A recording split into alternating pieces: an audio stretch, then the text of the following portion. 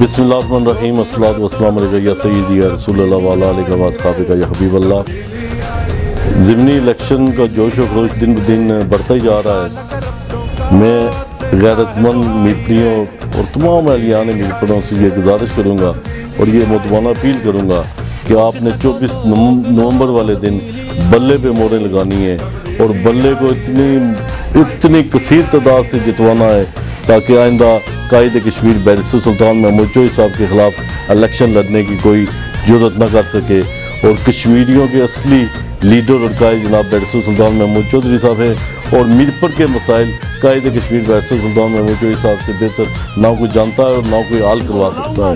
जो उन्होंने अपने दौरे में यहाँ के तरक्याती काम करवाए उसकी मिसाल नहीं मिलती। उसके बाद मीरपुर को बेदर्दी से लूटा गया और मीरपुर शहर के साथ बहुत बड़ी नाइंसाफ़ी और जुल्म की इंतहा हुई। हमारे बच्चे और बच्चियाँ डिग्रियाँ हाथों में थामे दर बदर की ठोकरें खा रही हैं पर इन जालिम हुक्मरानों को कोई शर्म नहीं आई। इसलिए मैं मीरपुर के हकूक़ का मुहाफ़िज़ कायद कश्मीर बैरिस्टर सुल्तान महमूद चौधरी साहब आएँ, उनके हाथ मजबूत करें और 24 नवंबर पे बल्ले पे ठका ठक मोड़े जाएँ। शुक्रिया।